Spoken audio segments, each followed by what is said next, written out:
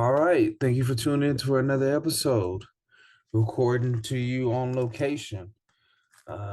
Sorry for the late show today, but the show must go on. So let's go ahead and get into it. Geno Smith is still leading the competition for quarterback, says Pete Carroll. It's obvious that Seahawks are looking forward towards 2023. Check out the Lions video that I did. A couple of Lions fans got in there and said, "Oh, Dan Campbell, he would never tank. That's never going to happen."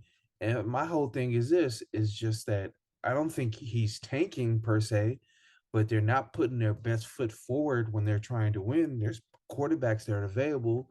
Baker Mayfield, Matt Ryan, uh, Kirk Cousins was a name that was mentioned. These teams haven't tried to get any of them. The Lions, you could be looking at a potential playoff team if you look at their offense with the weapons that they put together with Shark, with Amon-Ra St. Brown, TJ Hawkinson, good old line, DeAndre Swift in the backfield, but they didn't make any attempts to get the quarterback, which just leads me to believe that they're looking at this next draft class, which has four top guys, which has Stroud, who I think is a really, really, really good quarterback. I think he's as good as a quarterback prospect I've seen in a while. I don't think that's just hype. He has all the tools.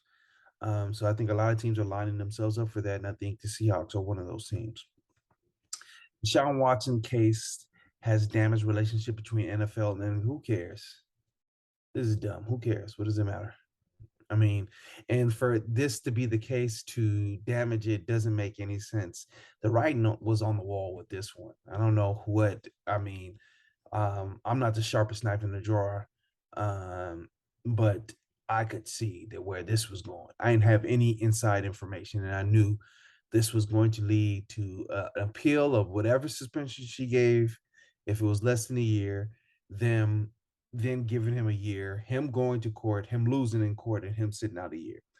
And he knew that this was probably going to happen because he structured his contract in such a way that he didn't make any money this year. He knew that this was a possibility.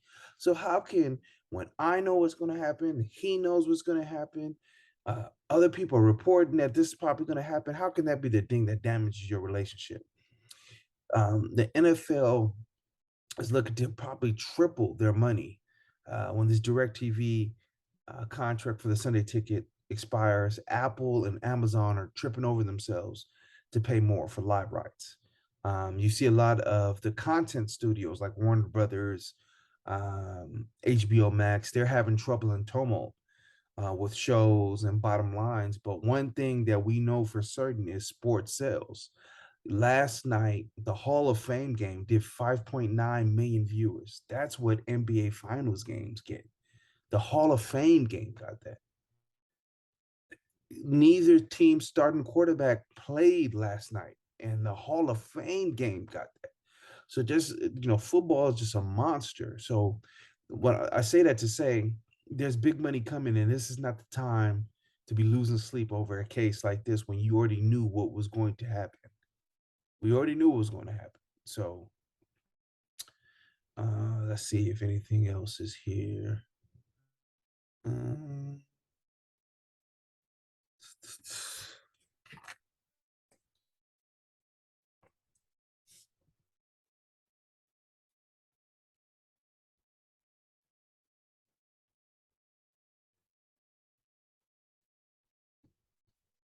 I saw today that the Lakers are considering a trade where it's a three-team trade where the Knicks get Donovan Mitchell, the Lakers get Bojan Bogdanovic, Pat Beverly, and a pick from Utah, and then Utah gets Donovan Mitchell.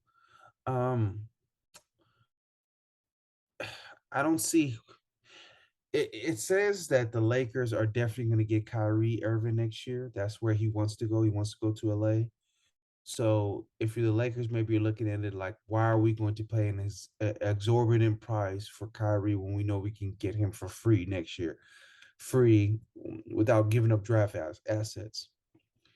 I think that this game of chicken that the Nets are playing, I think eventually they're going to have to reason with themselves. So eventually, I think KD gets traded, Kyrie gets traded, this whole saga. I mean, it's not even really in the news anymore. It's football season. So it's just like you get a blurb here, but, the thirstiness for any morsel of news to tide you over till the next season has kind of dried. NBA fans might care, but still, I think everybody's kind of moved on. And it's August, it's football time. September training camps are the thing. And they also mentioned in this article that bringing Westbrook to camp is untenable. So we'll see what happens there. But I mean, until there's some real news, we'll see. And there was news that Kevin Durant might, try to talk to Joe Tsai one-on-one, but I haven't seen anything like that. I haven't heard that anything came of that, man. Again, I mean, I talked about it, but I feel remiss to say the Super Bowl champion quarterback has elbow tendonitis in his throwing arm and is dealing with an abnormal amount of pain and swelling. And the season hasn't even started yet.